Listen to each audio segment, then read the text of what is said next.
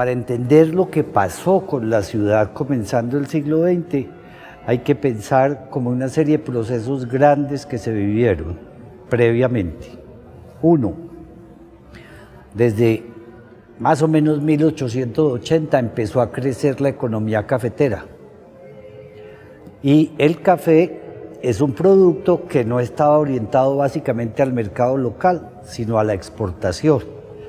Y entonces todo el proceso de desarrollo de esa economía, traer el café, trillarlo, embarcarlo, transportarlo, comercializarlo, todo eso generó un juego de relaciones económicas y sociales en Medellín. A finales del siglo XIX, Medellín presenta un aspecto de pueblo grande y malsano. Por ese entonces, sus habitantes iniciaron un camino de progreso hacia una ciudad moderna.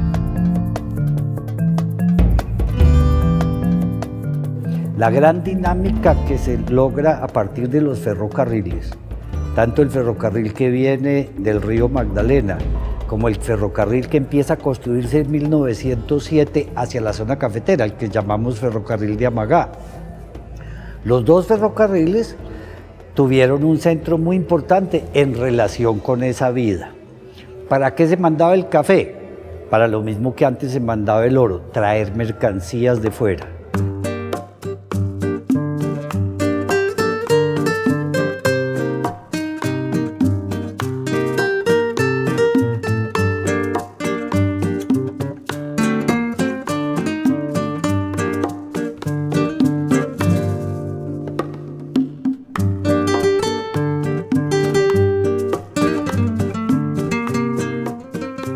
Hablemos primero del espacio. Tiene estos límites. Al norte, la Quebrada, lo que hoy conocemos como la Avenida de la Playa. Ese es el extremo norte de la ciudad. Al sur, la calle San Juan. Ese es el tamaño de la ciudad. Al oriente, lo que hoy es el barrio Buenos Aires. Y al occidente, la iglesia de San Benito. Esa es la ciudad de 1905. Son 8 cuadritas de lado a lado. Pero en 1928, apenas 20 años después, bueno, ahí no dije, y en ese espacio viven 36.000 personas. En 1928, en solo 20 años, esa población es el triple, ya son más de 100.000.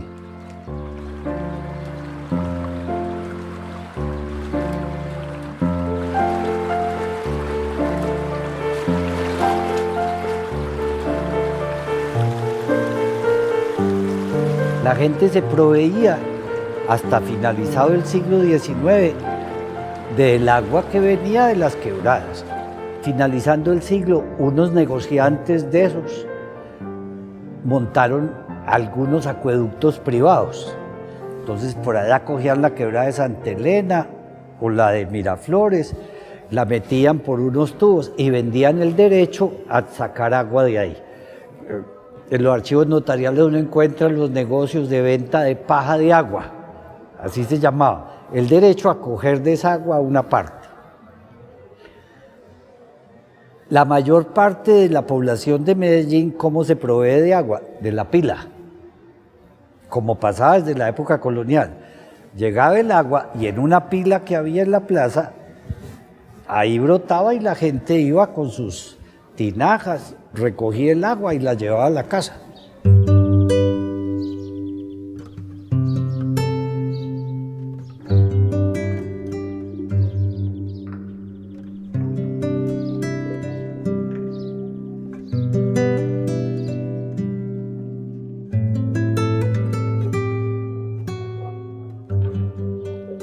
Las primeras plantas industriales se ponen al lado de las quebradas para aprovechar la fuerza.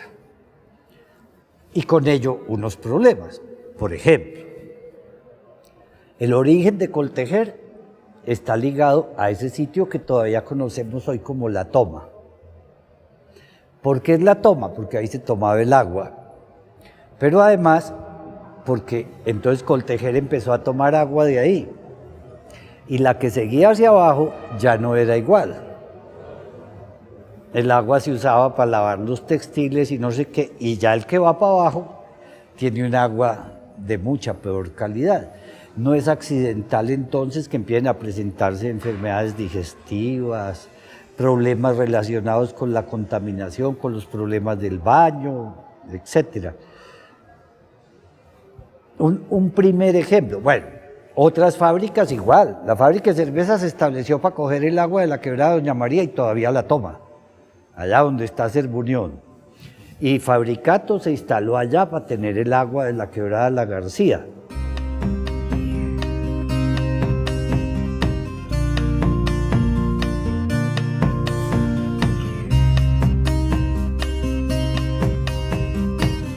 Hay un proceso de transformación de la ciudad de Medellín. Una cosa es esa aldea de 26, 27 mil habitantes en el siglo XIX. Imagínense que hacia 1865 hay 27 mil habitantes. Por supuesto, hay una serie de enfermedades endémicas. Esto es más rural que urbano, de todas maneras. Hay unas actividades, hay una manera de vivir y unas condiciones que son muy diferentes. Cuando empieza el proceso de transformación, Medellín se va convirtiendo en un centro manufacturero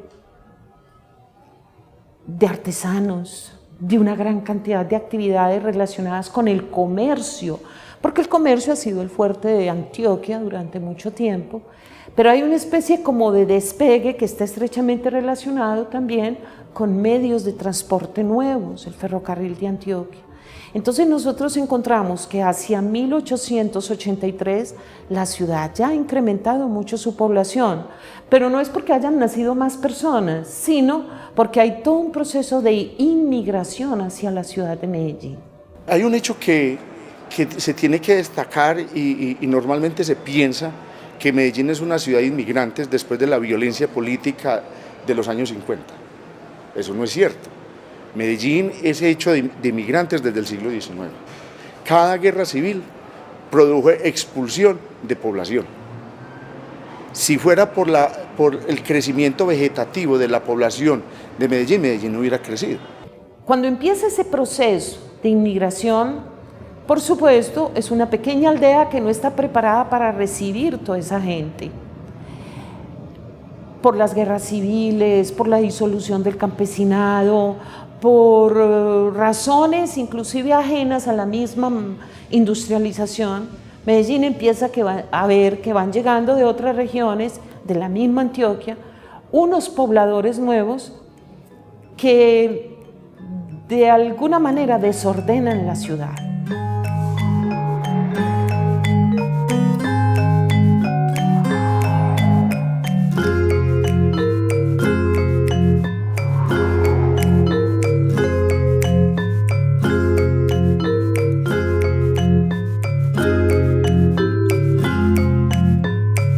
El Hospital San Juan de Dios de Medellín fue fundado a fines del siglo XVIII.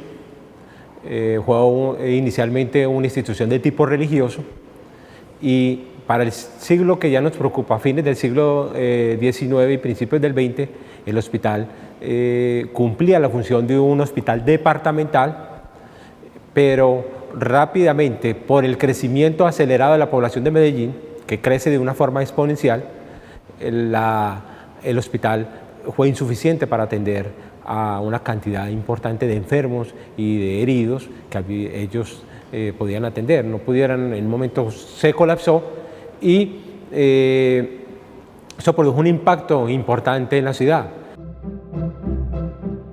En el año de 1886, el Estado colombiano decidió asumir el problema de la salud mediante la Ley 30, por la cual se crearon las juntas departamentales de higiene y una junta de higiene central en la capital de la República. Influenciado por esta legislación y ante las necesidades de higiene del departamento, el gobernador de Antioquia, Marceliano Vélez, convocó a los médicos de la ciudad para que fundaran la Academia de Medicina de Medellín.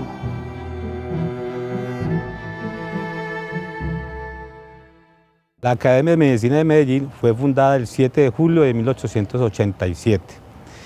La primera junta directiva se conformó de la siguiente manera: el presidente Manuel Uribe Ángel, vicepresidente José Ignacio Quevedo. El primer redactor de la revista fue el doctor Andrés Posada Arango. Entre otros integrantes de la academia podemos nombrar al doctor Rafael Pérez, Julio Dimas Estrada y otros médicos. La academia, a pesar de que es Academia de Medicina de Medellín, no quiere decir que solamente fueron los integrantes de la ciudad, también se pertenecieron médicos de la región y de otras ciudades. La creación de la academia coincide con muchas otras cosas. Una de ellas es que se empieza a instaurar en Medellín un modelo de salud nuevo. O sea, no es que antes no existieran medidas para trabajar por la salubridad o por mejorar las condiciones, pero no obedecían a un modelo predeterminado como en este caso. En este caso ya las soluciones que se daban a los problemas de salud estaban enmarcados dentro de un modelo de medicina científica o de medicina moderna, como lo pueden llamar otras personas. Entonces, de acuerdo a esos principios, es que se empiezan a diseñar las nuevas medidas y los nuevos correctivos. Con todos esos antecedentes, se ve la necesidad de organizar un cuerpo consultivo en la ciudad que ayude a regular y a controlar todos los problemas de higiene que existían en la ciudad. Cuando empieza la academia a divulgar a través de su periódico, a través de la universidad, a través de la legislación, porque muchas de las propuestas que se hicieron llegaron pues a actos legislativos, entonces se empieza a crear un nuevo modelo de ciudad que también era una imposición internacional.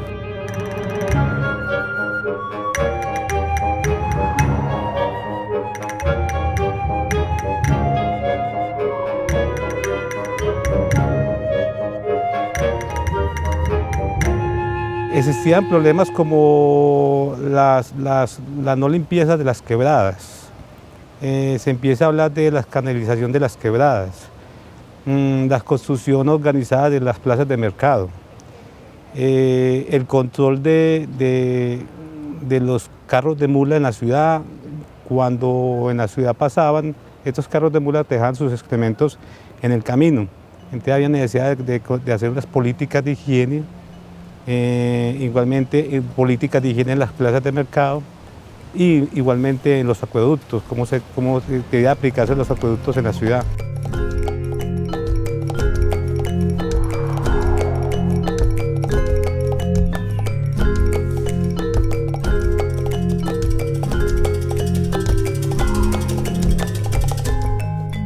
Si había pretensiones de que Medellín se posicionara o que existiera un empoderamiento de la ciudad frente a otras ciudades y sobre todo ese ideal de que la ciudad debería ser una ciudad civilizada con un modelo europeo, se necesita, como hoy en día, que cumpliera ciertos estándares.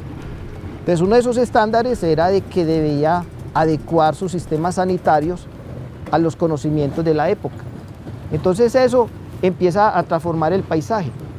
Empieza a hacer de que la gente empiece a obligarse a usar letrinas, a usar un adecuado suministro de aguas, a mejorar el acueducto, a que las alcantarillas ya empieza a haber un diseño ya de alcantarillados, empiezan a haber propuestas de qué materiales son los mejores y los más aconsejables para la ciudad.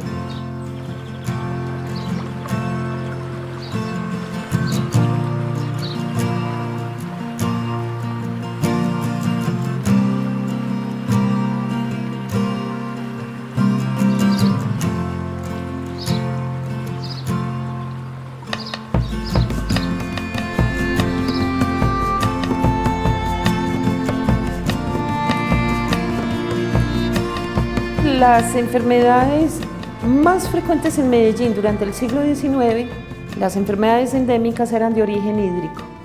El Valle de Aburrá está cruzado de quebradas, riachuelo, el mismo río, que hoy nos parece tan odioso, tan feo, pero formaba parte pues como del entorno y del contexto.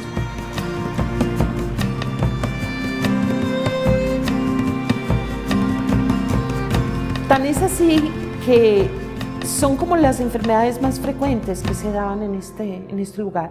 Llegaba, por ejemplo, una sarampión, papera, rubiola, pero eso era una epidemia.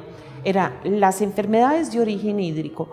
En esas comisiones sanitarias, con toda la policía, la vigilancia, con sus inspectores, con médicos oficiales, con todos estos encargados, empiezan a desarrollarse una cantidad de mecanismos, de dispositivos operativos sobre el agua en la ciudad. Por ejemplo, cambios de acequias abiertas. Eso es imposible de imaginar en el Medellín de hoy, pero de una casa a otra lo que existían eran acequias abiertas de conducción de agua. Y muchas veces, de pronto, en el solar de la casa, la vaca o el ternerito, eso ensuciaba las aguas, eso era terrible y eso lo empezaron a detectar ellos mismos. Por ejemplo, las famosas letrinas, que también eran focos de infección. Mucha gente se pregunta, ¿por qué taparon la quebrada de Santa Elena? Ay, eso era como de bonito. Claro, es que las fotografías no huelen. Las fotografías donde vemos el paseo de la playa, eso no nos llega el olor.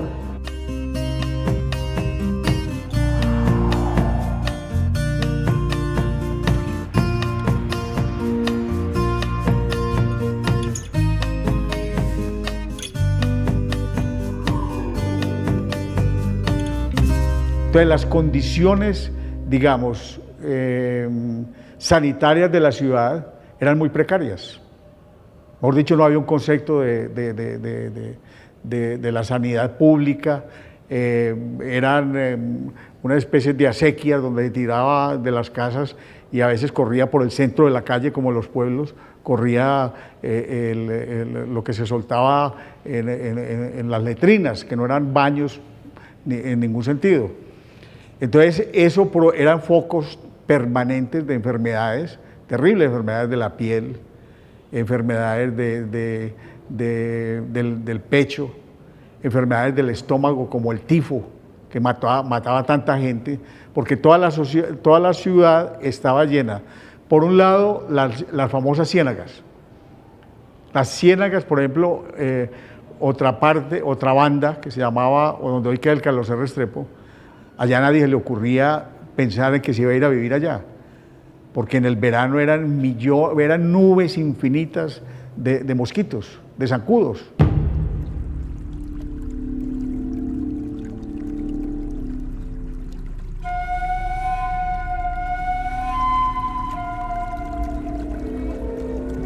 Se tenía que luchar con muchas enfermedades. La aglomeración de las personas hizo que empezaran a resultar otras enfermedades que antes no eran frecuentes en Medellín.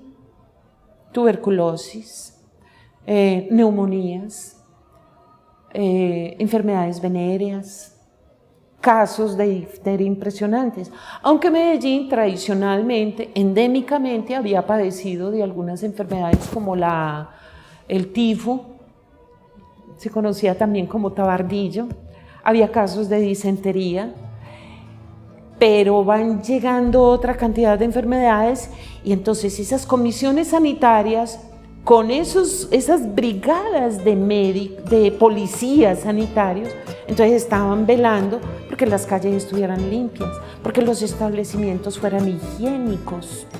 Se medicalizan entonces a partir de ahí peluquerías, cantinas, carnicerías, ventas de legumbre y esta ciudad se fue convirtiendo en la tacita de plata. Con el propósito firme de borrar la estructura colonial de la ciudad mediante acciones de ornato y embellecimiento, fue creada la Sociedad de Mejoras Públicas de Medellín, que en la primera mitad del siglo XX tuvo gran injerencia en las decisiones del Consejo Municipal. Medellín siempre ha sido producto de la migración. La demostración más clara es que la gran clase dirigente de Medellín del siglo XIX y de inicios del XX, que formaron la Sociedad de Mejoras Públicas, fueron mineros que llegaron de las regiones mineras. Fueron gente que llegaron de las fincas, de poblaciones que simplemente se urbanizaron. Un poco el gran sentido de armar una sociedad es procurar, desde el sector privado, como llamaríamos hoy, incidir en el desarrollo de la ciudad.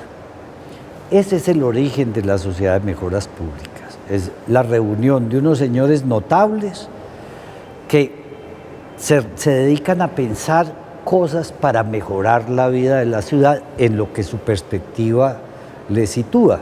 Yo creo que uno no puede ni satanizar ni hacer el aplauso fácil sin entender todo lo que significó un grupo de élite, de la élite económica de Medellín a finales del siglo XIX, cuando decide crear esta sociedad de mejoras en 1899, en emulación a la sociedad de ornato y embellecimiento de Bogotá.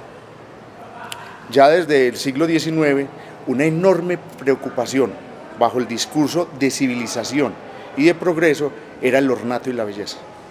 Transformar pueblos o digamos villas que estaban quedadas en el tiempo, pensadas como villas coloniales, alejadas de ese esplendor de la Europa francesa e inglesa, hizo que la clase dirigente se planteara el ornato y belleza como paradigmas.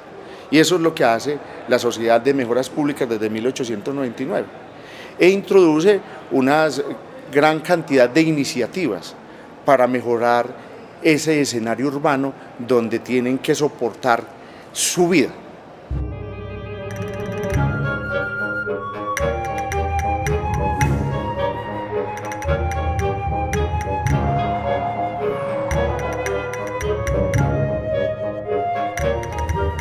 Esos señores no solo tienen intereses en la ciudad, tienen intereses en negocios. Y en muchos casos, como lo ha estudiado Fernando Botero, se combina el interés de los negocios con el interés de la ciudad. Entonces, por ejemplo, uno de esos personajes está simultáneamente en el Cabildo de Medellín, está en la Sociedad de Mejoras Públicas y está urbanizando, entonces todo eso casa bastante bien. Él aparece regalando una parte para que se trace el tranvía, pero el tranvía va para la urbanización que él está haciendo, ¿cierto? Entonces, bueno, digamos, no es posible identificar ni por la vía del sello negativo, mezquinos, no sé qué, todo está en función de sus intereses particulares, ni por la vía del sello positivo, hacerles una estatua porque tan bueno lo que hicieron. No, hay un juego, como pasa en todas las sociedades, hay un juego en donde se combinan intereses. Asimismo, la Escuela Nacional de Minas de Medellín, creada en 1887, bajo los principios morales de honradez, honestidad y respeto, jugó un papel importante en el desarrollo y la higienización de la ciudad. Los conocimientos tecnocientíficos de sus profesores y egresados contribuyeron a la modernización de los espacios de la ciudad de principios del siglo XX. La Escuela de Minas le abrió la capacidad a la ciudad de pensar científicamente, rigurosamente y no sometidos a los cánones de la religión. Eso es muy importante ahí, ¿cierto? Por fin hubo un ámbito donde el pensamiento se pudo desarrollar mucho más rápido que cuando estaban todas las imposiciones eclesiásticas encima, ¿cierto? Y como están al tanto de la ciencia, estos ingenieros tienen que hacer ciencia para la ciudad, pero a la vez aprenderse toda la ciencia del momento grande en diversas lenguas y adaptarla a lo nuestro. Entonces hay traductores, ¿cierto? Hay gente que sabe varios idiomas y gente que entonces dice, y entonces este problema de astronomía que lo están tratando en Inglaterra o en Alemania, entonces ¿cómo lo vamos a tratar aquí? ¿Cierto? O sea, la escuela no solo sirvió, digamos, para riqueza económica, sirvió para formar humanamente las personas.